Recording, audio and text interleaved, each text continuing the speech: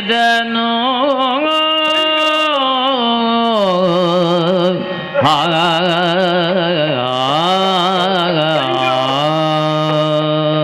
ಅಯ್ಯೋ ಶಿವನೇ, ಎರಡು ಕೈಗಳಿಂದ ನಾನೇನು ಮಾಡಿಬಿಟ್ಟೆ. ಅಮ್ಮನ ಒಂದೊಂದು ಮಾತು ಕಾದ ಕಬ್ಬಿಣದ ಸಲಾಕಿಯಂತೆ ನನ್ನ ಮರ್ಮಸ್ಥಾನವನ್ನು ಭೇದಿಸುತ್ತಿದೆಯಲ್ಲ. ತಂದೆಗೂ ಬೇಡವಾದ, ಹೆತ್ತವ್ಯಗೂ ತ್ಯಾಜ್ಯನಾದ ನನ್ನಂತಹನು ಇನ್ನೇಕೆ ಬಾಳಬೇಕು?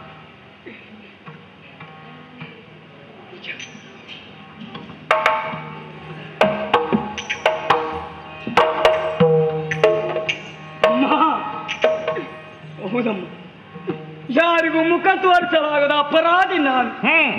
ಇದರ ಪ್ರಾಯಶ್ಚಿತ್ತಕ್ಕಾಗಿ ಅಗ್ನಿಕುಂಡವನ್ನು ರಚಿಸಿ ಅದರಲ್ಲಿ ಬಿದ್ದು ದಗ್ಧನಾಗುತ್ತೇನೆ.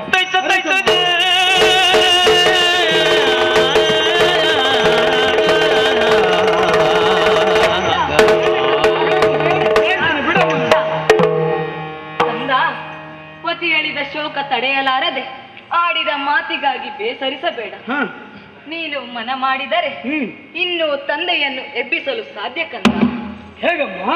ಪಾತಾಳ ಲೋಕವನ್ನ ಪ್ರವೇಶಿಸಿ ಅಜ್ಜ ಮಹಾಶೇಷನನ್ನ ಒಲಿಸಿ ಅಮೂಲ್ಯ ಸಂಜೀವನವನ್ನ ತಂದೆಯಾದರೆ ಇನ್ನು ತಂದೆಯನ್ನ ಎಬ್ಬಿಸಲು ಸಾಧ್ಯ ಕಂದ.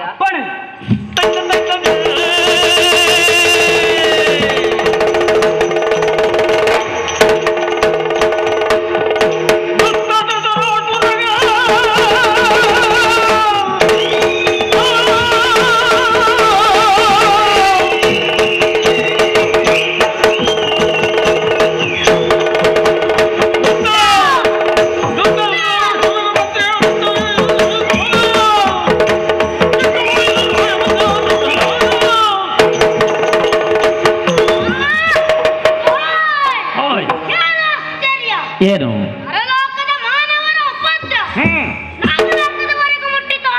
ಏನಂತೆ? ಯಾರು? ಏನಾಯ್ತು? ತಂದ ಪಾರ್ಥನನ್ನು ಪುನಃ ಬದುಕಿಸುವುದಕ್ಕಾಗಿ ಸಂಜೀವನವನ್ನು ಬಯಸಿ ನಮ್ಮ ಲೋಕಕ್ಕೆ ಬಂದಿದ್ದಾನೆ. ಹೌದಾ? ಅಮೂಲ್ಯ ಸಂಪತ್ತುಗಳಲ್ಲಿ ಒಂದಾದ ಆ ಸಂಜೀವನವನ್ನು ಎಷ್ಟು ಮಾತ್ರಕ್ಕೂ ಮುನಿಗರಿಗೆ ಕೊಡಬಾರದು. ಕೊಟ್ಟರೆ ಹಾನಿ ತಪ್ಪಿದ್ದಲ್ಲ ಎಂದು ಪರಿಪರಿಯಾಗಿ ಹೇಳಿದರು. ಮುದ್ದಿನ ಮಗಳು ಚಿತ್ರಾಂಗದ ಮೇಲಿನ ವಾತ್ಸಲ್ಯದಿಂದ ನಮ್ಮ ದೊರೆ ಅದನ್ನು ಕೊಟ್ಟು ಕಳುಹಿದರಲ್ಲ. ಏನಾಯ್ತು? ಅಯ್ಯೋ, ಅನರ್ಥವಾಯಿತು. ಏನು ಅನರ್ಥ?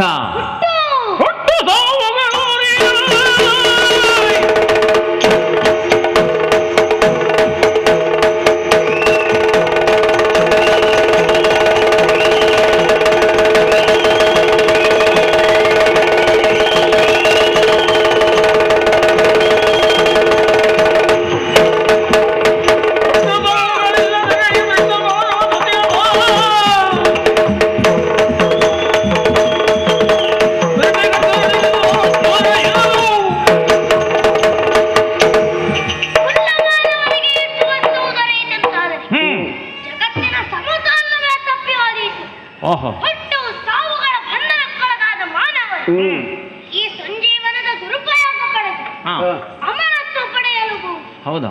ಸಾವಿನ ಭಯವಿಲ್ಲವೆಂದಾದರೆ ಜಗತ್ತಿನಾದ್ಯಂತ ಹಿಂಸೆ, ಅನಾಚಾರ, ಕೊಲೆ, ಸುಲಿಗೆ ಇನ್ನೂ ತಾಂಡವವಾಡಿತು. ಜನಸಂಖ್ಯೆ ದಿನದಿಂದ ದಿನಕ್ಕೆ ಇನ್ನಷ್ಟು ಏರಿತು.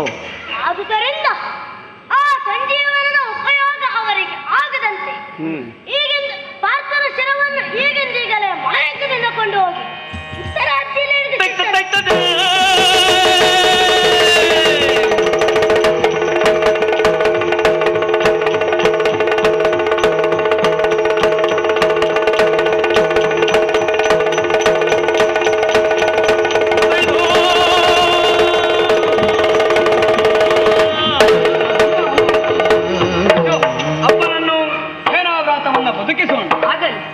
ಪತಿಯ ಶಿರವನು ಕಾಣದೆಲೆ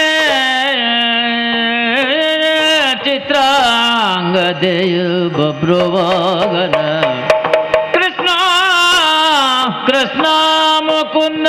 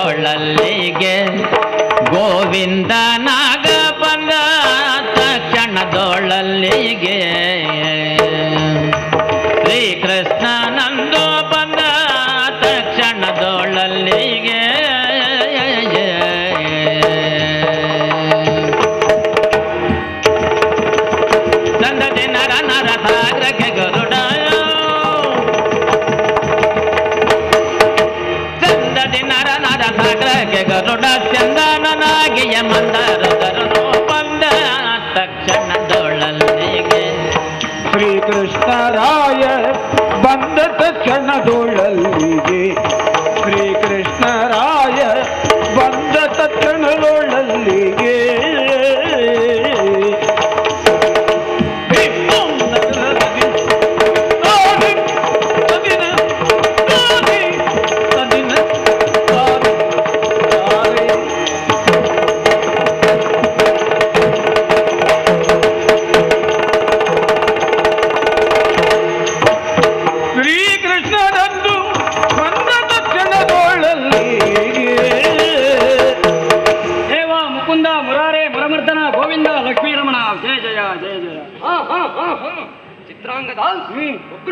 ಸ್ವಾಮಿ ಎದ್ದೇಳಿ. ಶುಭವಾಗಲಿ. ನಿಮ್ಮೆಲ್ಲರ ಭಕ್ತಿ ಭಾವದ ಕರೆಗೆ ಹೋಗೊಟ್ಟು ನಿಮಗೊದಗಿದ ಕಷ್ಟವನ್ನು ಪರಿಹರಿಸುವುದಕ್ಕಾಗಿ ಇಲ್ಲಿಗಾಗಮಿಸಿದವನು ನಾನು. ನಿಜ. ಭಾವನು ಭಕ್ತನುವಾದ ಪಾರ್ಥನನ್ನು ಬದುಕಿಸಬೇಕಲ್ಲ. ಪಾತಾಳದಿಂದ ತಂದ ಸಂಜೀವನ ಭದ್ರವಾಗಿರಲಿ. ಇದೆ ಸ್ವಾಮಿ. ಇನ್ನು ಭಾವ ಧನಂಜಯನ ಶಿರವನ್ನು ಧರಿಸಬೇಕು. ಆದುದರಿಂದ ಒಣುಗ ಕೇಳೈ ಬ್ರಹ್ಮಚರ್ಯದ ಒಣುಗ ಕೇಳೈ ಬ್ರಹ್ಮಚರ್ಯದ ಬಲವು ತನಗುಂಟಾದ ರೀಶರ ಬಡವರಿಗಳ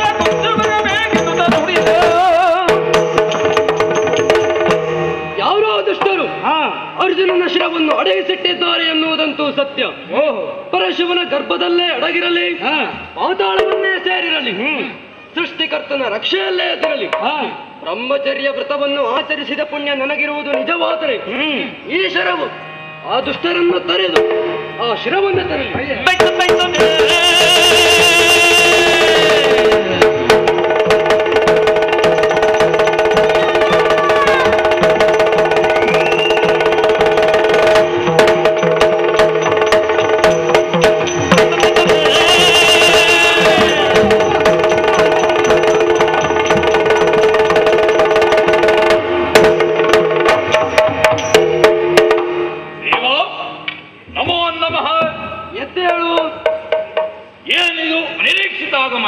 ಅದು ಅನಿವಾರ್ಯ ಪಾರ್ಥ.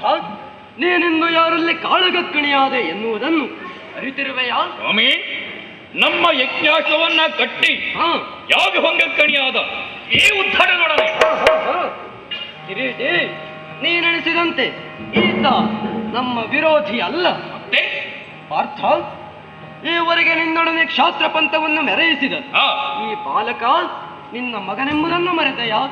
ಏನು? ಈತ ನನ್ನ ಮಗ? ಈತನ ತಾಯಿ ಚಿತ್ರಾಂಗದೆ. ದೇವ, ಏನು ಕನಸು ಕಂಡಂತಾಗುತ್ತಿದೆ. ಈ ನನ್ನ ಮರವೆಗೆ ಕಾರಣ ಹೇಳು. ಸುರನದೆಯ ಶಾಗ ಪಾದಲಿ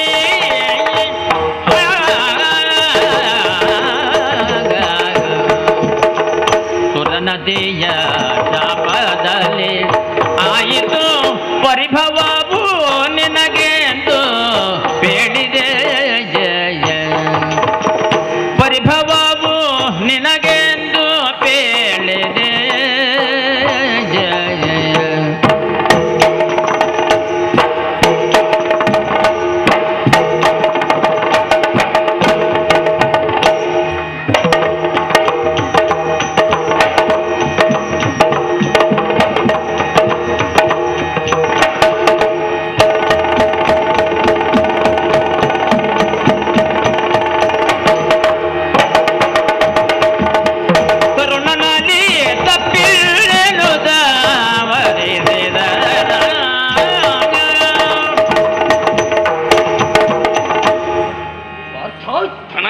ಭಗವಂತ, ಈ ಹಿಂದೆ ತೀರ್ಥಯಾತ್ರೆಗಾಗಿ ಹೊರಟ ನೀನು ಈ ಮಣಿಪುರ ಸೇರಿದ ನೆನಪಿದೆಯಲ್ಲ?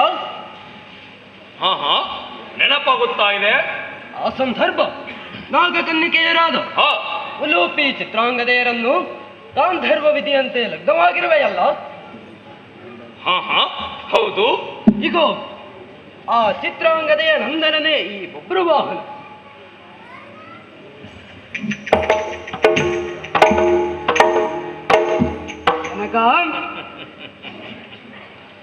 ಬಬ್ರುವಾಹನ, ಎದ್ದೇಳು, ಹೀಗೆ ಬಾ. ಈಕೆಯೇ ನಿನ್ನ ಮಾಡಿದ ಚಿತ್ರಾಂಗದೆ. ರಮಣ, ಚಿತ್ರಾಂಗದ ಎದ್ದೇಳು. ದೇವ, ಅಂದಿನ ಘಟನೆಗಳೆಲ್ಲ ಇಂದು ಒಂದೊಂದಾಗಿ ನೆನಪಾಗುತ್ತಾ ಇದೆ. ಈ ನನ್ನ ಕುವರ ಎಲ್ಲವನ್ನ ವಿಶದವಾಗಿ ತಿಳಿಯಪಡಿಸಿದನಾದರೂ ನನ್ನ ಬುದ್ಧಿಗೆ ಮಂಕು ಕವಿದಂತಾಯಿತು. ಇದಕ್ಕೆ ಕಾರಣ? ಅದಕ್ಕೆ ಕಾರಣವುಂಟು. ಏನದು? ಸುರ ನದಿಯ ಶಾಪವೇ ಈ ಮರವೆಗೆ ಕಾರಣ. ಮಾಹಿಷ್ಮತಿ ನಗರದ ದೊರೆಯ ಮಡದಿ ಜ್ವಾಲೆಯ ಪ್ರಚೋದನೆಯಿಂದ ತನ್ನ ಮಗ ಭೀಷ್ಮನ ಮರಣಕ್ಕೆ ಕಾರಣನಾದ ಅರ್ಜುನನು ತನ್ನ ಮಗನಿಂದ ಕೊಲ್ಲಲ್ಪಡಲಿ ಎಂಬ ಗಂಗಾದೇವಿಯ ಶಾಪದಿಂದ ಆಗಬಾರದ ಘಟನೆಗಳೆಲ್ಲ ನಡೆದು ಹೋಯಿತು. ಭಾಗೀರಥಿಯ ಶಾಪ ಒಪ್ಪಿದೆ. ಆದರೆ ನನ್ನಂತಹ ಅಪ್ರತಿಮ ಸಾಹಸಿಯನ್ನ ಕೊಂದುರುಳಿಸುವಂತಹ ಶಕ್ತಿಶಾಲಿ ಸರಳು ಈ ಬಾಲಕನಿಗೆ ಎಲ್ಲಿಂದ ಲಭ್ಯವಾಯಿತು? ತನ್ನ ಮಗ ಪ್ರವೀರನ ಮರಣಕ್ಕೆ ಕಾರಣನಾದ ನಿನ್ನನ್ನು ಕೊಲ್ಲುವುದಕ್ಕಾಗಿ ಜ್ವಾಲೆಯೇ ಸರಳಾಗಿ ಈತನ ಬತ್ತಳಿಕೆ ಸೇರಿದ್ದಾಳೆ. ನಿನ್ನ ಸೋಲಿಗೂ ಸಾವಿಗೂ ಈ ಸ್ತ್ರೀ ಶಾಪಗಳೇ ಕಾರಣವಲ್ಲದೆ ಮತ್ತೇನು ಅಲ್ಲ. ನೀನು ಈ ತ್ರಿಭುವನದಲ್ಲಿ ಎಂದೆಂದು ಅಜೇಯನೇ, ಇದರಲ್ಲಿ ಅನುಮಾನ ಬೇಡ.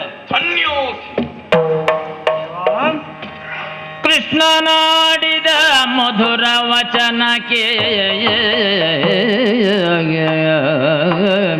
ತುಷ್ಟನಾಗುತ್ತ ಬಬ್ರುವಾಗನ ಸೃಷ್ಟಿಯೀರಡಿ ಮಾಡಿ ತೋರಿದ ಪದಕ್ಕೆ ಕೊಡಮಟ್ಟ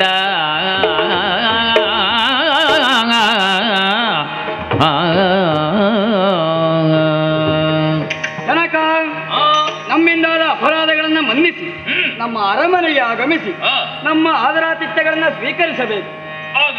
ತೈತೈತ ದಿನದೇ ತೈತೈ